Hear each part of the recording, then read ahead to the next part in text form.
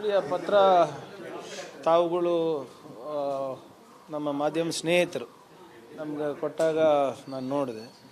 ಅಲ್ಲಿ ಎಲ್ಲ ಹಳೆ ವಿಚಾರನೇ ಇರೋದು. ಇದಕ್ಕೆ ಬಗ್ಗೆ ನಾನು ಭಾಳ ಸ್ಪಷ್ಟವಾಗಿ, ಭಾಳ ಸುದೀರ್ಘವಾಗಿ ಕೆಲವು ತಿಂಗಳ ಹಿಂದೆಯೇ ತಮ್ಮ ಮುಂದೆ ಬಂದಿದ್ದೆ.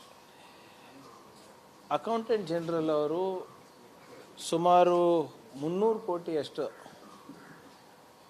ಕಿಯೋನಿಕ್ಸ್ ಮುಖಾಂತರ ಪ್ರೊಕ್ಯೂರ್ಮೆಂಟ್ನಲ್ಲಿ ಯಾವುದೇ ಮಾನದಂಡಗಳಿರಲಾರ್ದೆ ಎಲ್ಲ ನಿಯಮಗಳನ್ನು ಗಾಳಿಗೆ ತೂರಿ ಪ್ರೊಕ್ಯೂರ್ಮೆಂಟ್ ಮಾಡಿದ್ದಾರೆ ಅಂತ ಅಕೌಂಟೆಂಟ್ ಜನರಲ್ ಅವರು ಆಡಿಟ್ ರಿಪೋರ್ಟ್ನಲ್ಲಿ ಉಲ್ಲೇಖಿಸಿದ್ದಾರೆ. ಅದರದ್ದು ಆಧಾರದ ಮೇಲೆ ನಾವು ಎಲ್ಲ ಪೇಮೆಂಟನ್ನು ಸ್ಟಾಪ್ ಮಾಡಿ ಮಹೇಶ್ವರ ರಾವ್ ಅವರ ಒಂದು ನೇತೃತ್ವದಲ್ಲಿ ತನಿಖೆಯನ್ನು ನಡೆಸ್ತಾ ಇದ್ದೀವಿ. ಅವ್ರು ನೀಡಿದಂಥ ಮಾಹಿತಿ ಪ್ರಕಾರ ಮೇಲ್ನೋಟಕ್ಕೆ 4-5 ನಿಯಮಗಳನ್ನು ಉಲ್ಲಂಘನೆ ಮಾಡಿದ್ದಾರೆ. ಫೇಕ್ ಬಿಲ್ಗಳಿರ್ಬೋದು, GST ತೆರಿಗೆಯನ್ನು ವಂಚನೆ ಇರ್ಬೋದು, ಅಥವಾ ಡೂಪ್ಲಿಕೇಟ್ ಬಿಲ್ ಇರ್ಬೋದು, ಮತ್ತು ಮಾರ್ಕೆಟ್ ರೇಟ್ಗಿಂತ ಹೆಚ್ಚಾಗಿ ಪ್ರೊಕ್ಯೂರ್ಮೆಂಟ್ ಮಾಡಿರ್ಬೋದು ಅಂದ್ಬಿಟ್ಟು ಮೇಲ್ನೋಟಕ್ಕೆ ಕಂಡು ಬಂದಿದೆ. ಇದು ಇವರು ಉಲ್ಲೇಖಿಸಿರೋದು ಬರೀ 300 ಕೋಟಿ. ಆದರೆ ನಾವು ತೆಗೆದು ನೋಡಿದಾಗ 500 ಕೋಟಿಗಿಂತ ಹೆಚ್ಚನ್ನು ನಾವು ಕಂಡು ಬಂದಿದೆ. ಈಗ ನಾವು ಪದೇ ಪದೇ ಗುತ್ತಿಗೆದಾರರ ಮನವಿಯನ್ನು ಮಾಡ್ಕೊಂಡಿದ್ದೀವಿ. ನೋಡಿ, ಇದು ಆಡಿಟ್ ಅಬ್ಜೆಕ್ಷನ್ ಆದಾಗ ಅಕೌಂಟೆಂಟ್ ಜನರಲಿಂದ ನಾವು ಅವರ ನಿರ್ದೇಶನವನ್ನು ಪಾಲನೆ ಮಾಡಬೇಕಾಗುತ್ತೆ. ಇಲ್ಲ, ನೀವು ಯಾರೇ ಆಡಿಟ್ ರಿಪೋರ್ಟ್ ಕೊಡಲಿ, ಅದೇನೇ ಆಗಲಿ, ನಾವು ಹೇಳಿದ್ದನ್ನೇ ನೀವು ಮಾಡಬೇಕು ಅಂದರೆ ಅದು ಸರ್ಕಾರ ಕಡೆಯಿಂದ ಆಗ್ಲಾರ್ದ ಕೆಲಸ. ಇಟ್ ಈಸ್ ಟ್ಯಾಕ್ಸ್ ಪೇಯರ್ಸ್ ಮನಿ, ತೆರಿಗೆ ದುಡ್ಡು.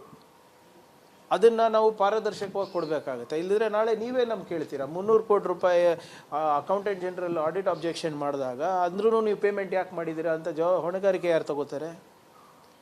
ಅದಕ್ಕೆ ನಾವು ಅವ್ರಿಗೆ ಮನವಿ ಮಾಡ್ಕೊಂಡಿದ್ವಿ, ದಯವಿಟ್ಟು ಸ್ವಲ್ಪ ಕಾಲಾವಕಾಶ ಕೊಡಿ. 4 ವರ್ಷದ್ದಿದೆ ಇದು. 4 ವರ್ಷದ್ದು ಆಡಿಟ್ ರಿಪೋರ್ಟ್ ಮಾಡಬೇಕು. ಅದು ಏನೇನಾಗಿದೆ, ಏನೇನು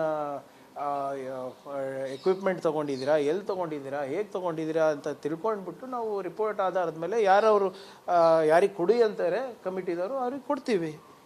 ಈಗಾಗಲೇ ಇಂಟ್ರಿಮ್ ರಿಪೋರ್ಟ್ನಲ್ಲಿ ಒಂದು ಅದರಲ್ಲೂ ಹೆಚ್ಚು ಲೋಪನೆ ಕಂಡು ಬಂದಿದೆ ಅಂತಲೂ ಕೂಡ ಹೇಳ್ತಾ ಇದ್ದಾರೆ. ಸೊ ಇದನ್ನೂ ಕೂಡ ನೀವು ಮಾಡಬಾರ್ದು ಅಂದರೆ ಇದೆಂಥದ್ದು ಇದು?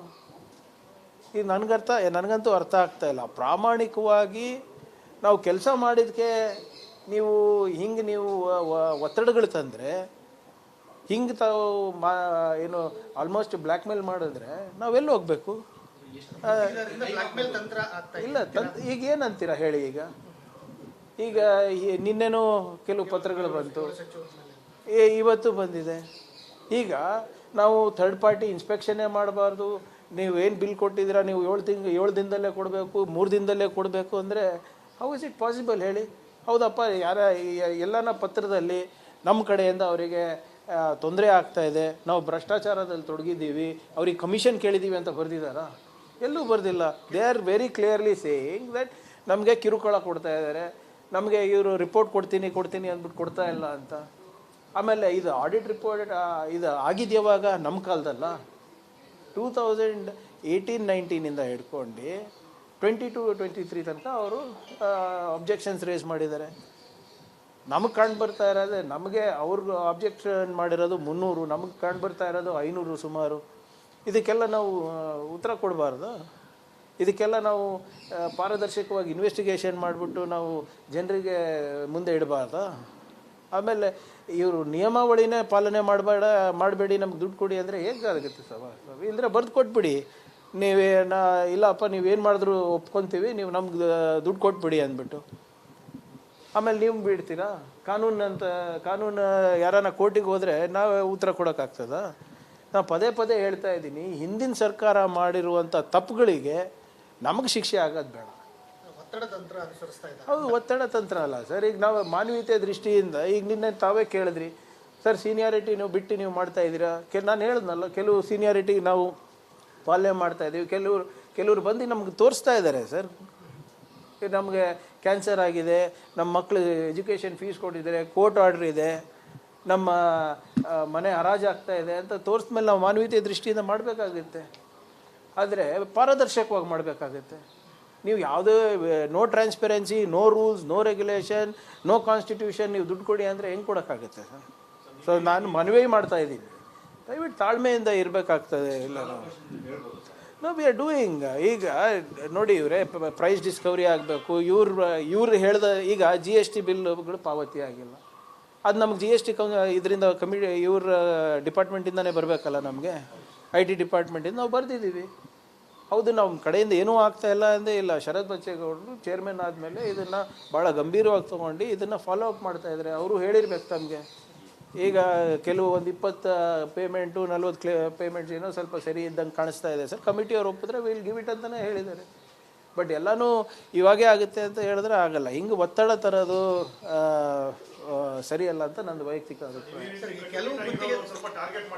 ನೋಡಿ ನಿಮ್ಮ ಸಚಿನ್ ಪಾಂಚಾಳ್ ವಿಷಯದಲ್ಲಿರ್ಬೋದು, ಗುತ್ತಿಗೆದಾರರ ವಿಚಾರದಲ್ಲಿರ್ಬೋದು, ಅಥವಾ ಈ ವಿಚಾರದಲ್ಲಿರ್ಬೋದು, ಯಾರನ್ನ ಹೇಳ್ತಾ ಇದ್ದಾರಾ ಪ್ರಿಯಾಂಕರ್ಗೆ ಈಸ್ ಕರಪ್ಟ್, ಪ್ರಿಯಾಂಕರ್ಗೆ ನಮ್ಮ ಹತ್ರ ವಸೂಲಿ ಮಾಡ್ತಾ ಇದ್ದಾನೆ, ಎಲ್ಲೂ ಬಂದಿಲ್ಲ.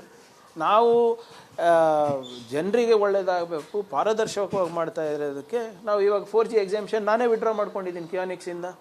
ಮುಂಚೆ ಹೇಗೆ ವ್ಯವಸ್ಥೆ ಇತ್ತು, ಇವಾಗೇನು ವ್ಯವಸ್ಥೆ ಇದೆ, ಸ್ವಲ್ಪ ತಾವು ಹೋಲಿಕೆ ಮಾಡಬೇಕಾಗುತ್ತೆ.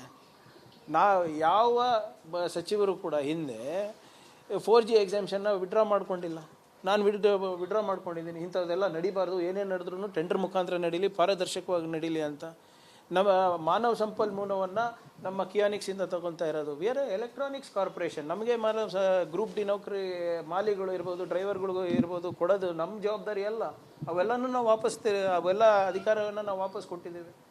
ಸೊ ಆದ್ದರಿಂದ we are trying to give transparent governance, we are trying to give efficient governance.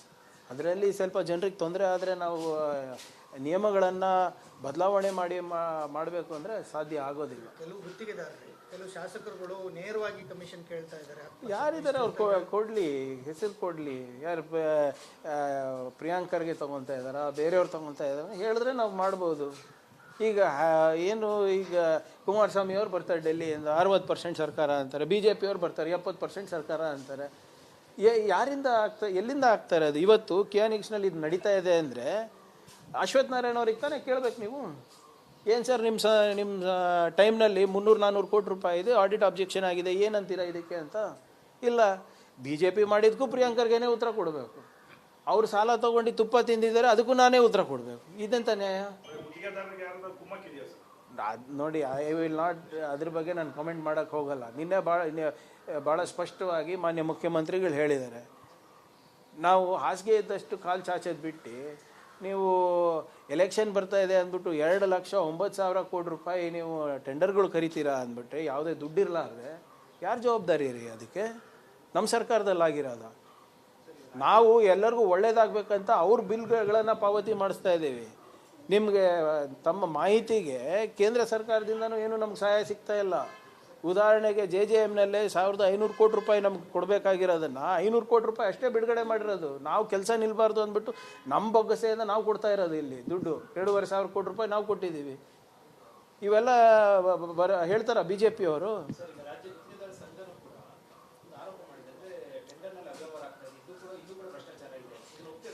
ನೋಡಿ, ಎಲ್ಲಿ ಅವ್ರು ಯಾವ ಇಲಾಖೆ ಅಥವಾ ಯಾವ ಒಂದು ಪ್ರಕರಣ ಅಂತ ಹೇಳಿದ್ರೆ ನಾವು ಉತ್ತರ ಕೊಡ್ಬೋದು.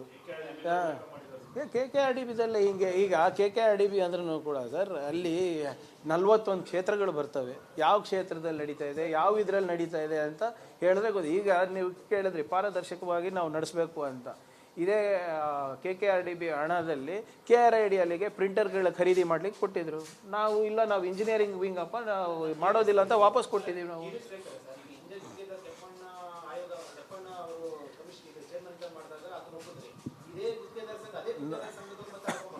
ನೋಡಿ, ಅಲ್ಲಿ 40% ಆರೋಪ ಮಾಡಿದ್ರು. ಇಲ್ಲಿ ಏನು ಕೇಳ್ತಾ ಇದ್ದಾರೆ, ಬಿಲ್ ಪಾವತಿ ಆಗ್ತಾ ಇಲ್ಲ ಅಂತ ಇದೆ.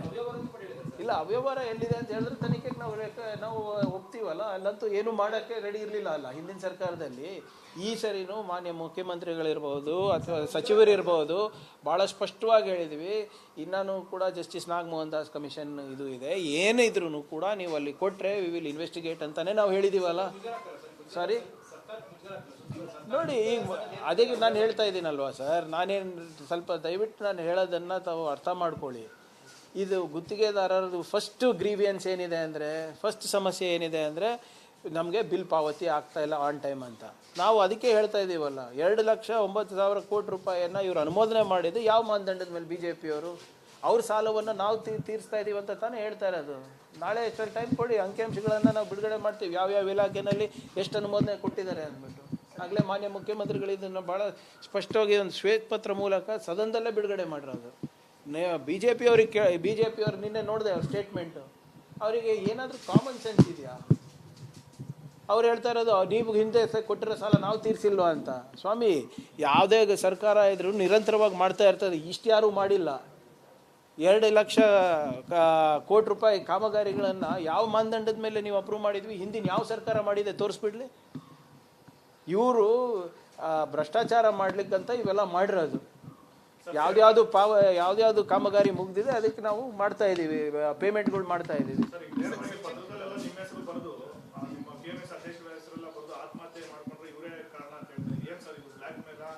ನೋಡಿ, ನಾನು ಭಾಳ ಮತ್ತೊಮ್ಮೆ ಪುನರುಚ್ಚರಿಸ್ತಾ ಇದ್ದೀನಿ,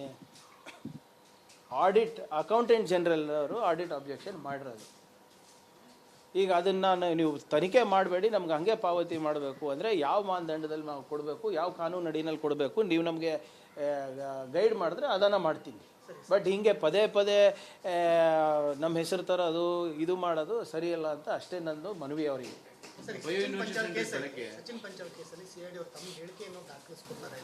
ನಾವು ಯಾಕ್ರಿ, ನನಗೆ ಯಾಕೆ ದಾಖಲು? ನಾನೇನು ಅಕ್ಯೂಸ್ಡ್ ಇದ್ದೀನಿ? ಯಾರು ಹೇಳ್ತಾ ಇರೋದು? B J ಪಿಯವರ?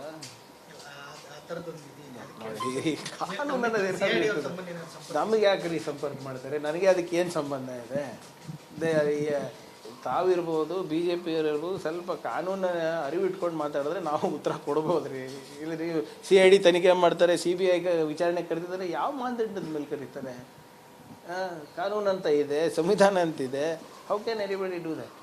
ಬೆಳಗ್ಗೆ ವಿಸಿಟ್ ಮಾಡಿದ್ರು ಸರ್, ಸೆಂಟ್ರಲ್ಲಿ ಫೈರ್ ಆಗಿದೆ. ನೋಡಿ, ನಮ್ಮ